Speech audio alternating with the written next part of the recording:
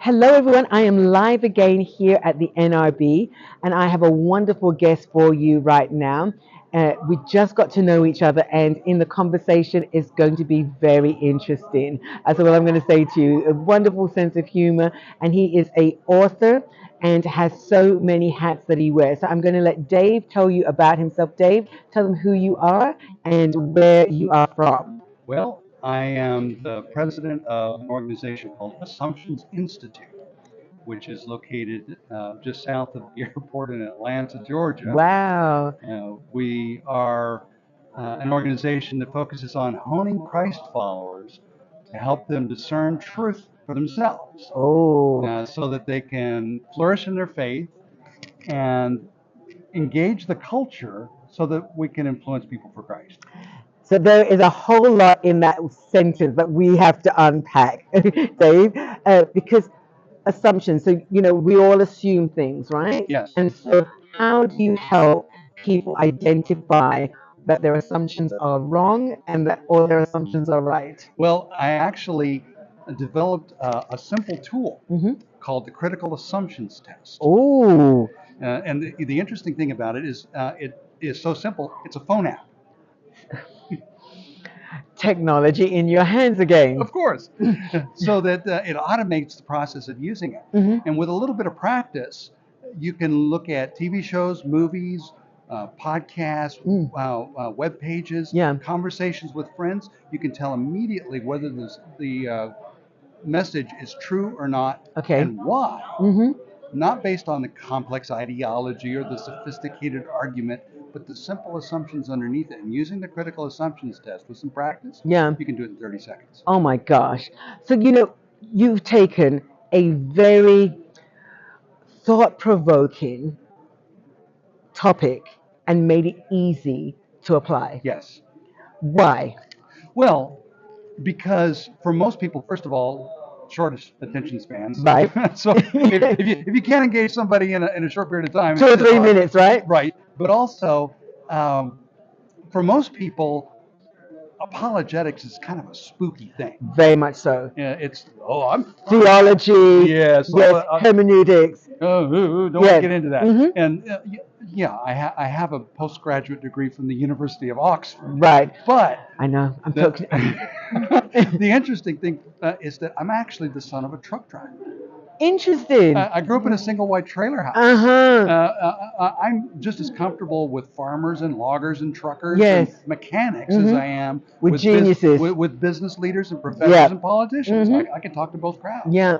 And so again, a conversation that is not easily had Yes. or easy to start, you have made it easy to start and find the answer. Yes, that's I think the critical key to all of this Mm-hmm. because for most people, if I'm not an intellectual, Right. I really can't figure this kind of stuff out Mm-hmm. anyway. You're right. But I really do want to have the ability to not get bamboozled and deceived by Right. the constant bombarding messages that come from the culture, from social media, Right. my and other people that I'm working with or my friends or whatever. How do I know what's true, what's not? Right. Because I have to deal with so much information every day. Good. And I wanted to develop something that was simple, something that's reliable, Absolutely. and something that doesn't require a postgraduate degree in the philosophy of religion or And something. I think the thing that you left out, which is so important, is that it's faith based. Yes. Absolutely faith based. So you talked on I think discernment, teaching people discernment. How do you do that? Well, we have a variety of different courses at our website, learntodiscern.com. Right.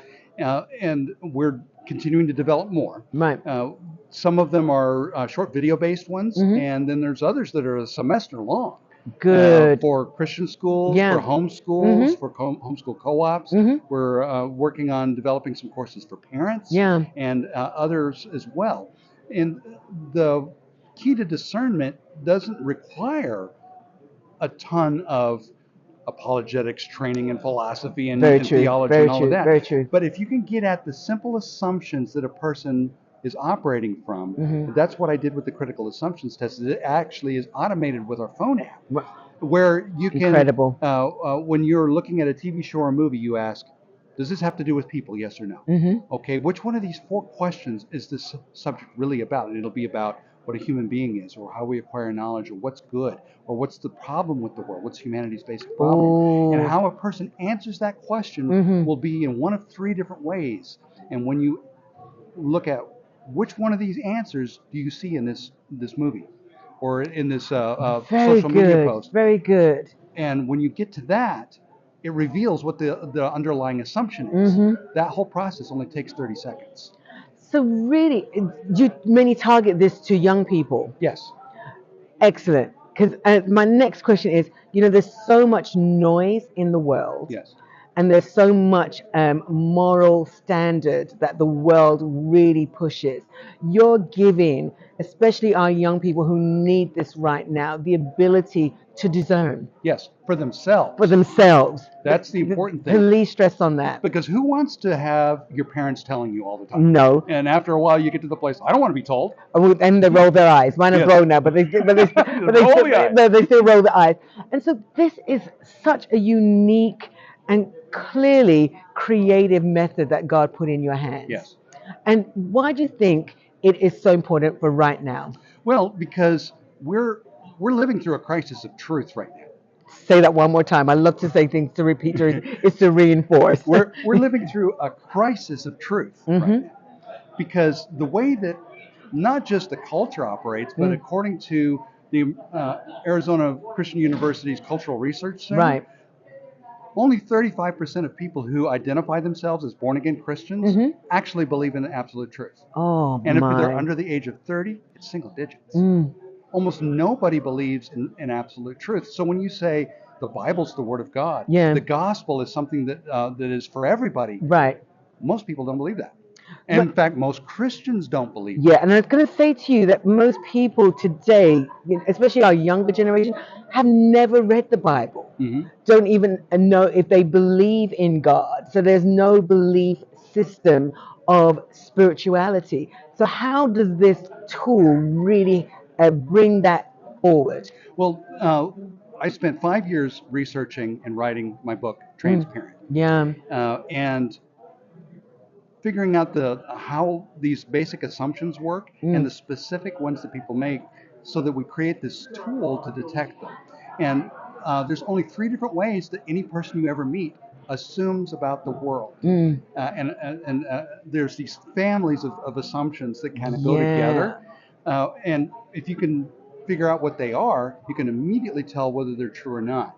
And the interesting thing is that at the bottom of it all is a core assumption about reality. I know that sounds really intellectual and scary, but it really is. But it is. Yeah, and those core assumptions about reality are actually every person's basic faith commitment. So when we Wonderful. describe ourselves as people of faith, it implies that there's people not of faith. Yes. That's actually not true at all. Every person you meet is a person of faith. They're just people of different faiths. Because at the bottom, the Very thing you good. assume about reality is the thing you don't question. Yeah. Because if you question that, you can't figure anything out. It blows everything up. Gives your brain the blue screen of death. Yeah. or the circle wheel, you're meditating on it. And it's the thing that you can't prove. It's probably not even provable anyway. And it's the thing you accept to be real and therefore true on faith. Because how else can you make an assumption? Very you good. don't know it's true. Yeah. You assume it's true. You trust that it's true. Every person that you meet, whether they're a Christian, whether they're an atheist, doesn't matter. Everybody is operating the same way. And I love that you challenge us. This is my Christian audience. You challenge us that everybody has faith. Yes. And you explain clearly the difference in our faith to their faith. Yes. I truly thank you for this time. What would you say to my audience to make them want this app and get it for their children, especially for their children? Well, if it's one of those things that it doesn't really matter to you whether your child remains a Christian or not, then this isn't for you. But as I've talked to parents all over the country, 100% of the parents that I've met are critically concerned about whether their students are going to remain a Christ follower into their young adult life. But only 38% of them that I've met are actually confident that it'll happen. If you want to have confidence that your children can figure out for themselves what's true, what's not, and connect truth from God and the Bible to those real world situations, including social media, including university classrooms, including the conversations with friends. This is the tool for you. And it helps you to quickly and accurately and reliably get to these things. So tell them where they can get your book. Well, the Transparent, How to See Through the Powerful Assumptions That Control You, is at thetransparentbook.com. That's the website for it. You can also get it at Barnes & Noble. You can get it at Amazon. You can get it at ebook, audiobook, on iOS. You can get it on Kindle. You can get it on any platform that you like to read it. It's available for you. And I want to challenge you that all the guests that I have, if you don't buy it for yourself, buy it for somebody because you know that somebody needs this. You know there's a parent with a struggling student. You have a struggling young adult. And so we need to get these tools into their hands. And I love, Dave, that it's on the phone because our teenagers, our youth, our Gen Zs, millennials, they all live on their phones. So you've made it, God's put this in your hands as a creative way to reach them. And I thank you as a parent and as a minister for this. Absolutely. And if you want to actually learn the skill, go to learntodiscern.com. Yeah. Learntodiscern.com is where our training courses are. And so a parent can learn this themselves. Nice. And if nice. it makes it a part of your life, you'll want to pass it on to your kids. Yeah. Thank you, Victoria. Yes, good afternoon. And so I thank you, my audience. I will be doing this all week. So look for the unexpected Dr. Marina coming on. Please click notifications that when I come live that you'll be receiving this. I'm introducing new people. You know I love to collaborate, and here I am collaborating live at the NRB in Orlando. So look forward. Please follow Dave. Please get his information into the hands of those that you need. And I want to challenge spiritual leaders. We need to challenge spiritual leaders. Yes. Because they need to have this as a course in their church. How do they do that? So you go to learntodiscern.com, look for our video-based courses, and those are things that you can use as an individual, or if you want to, you can do it with a small group. There's study guides that are in the courses Nice. that you can download them, print them out, and you can pass them around and have a good discussion with your fellow believers and learn the skill for yourself. So learn the skill to discern and learn the skill of not assuming that you are right. Thank you, Dave. This was wonderful. Thank you, Marina.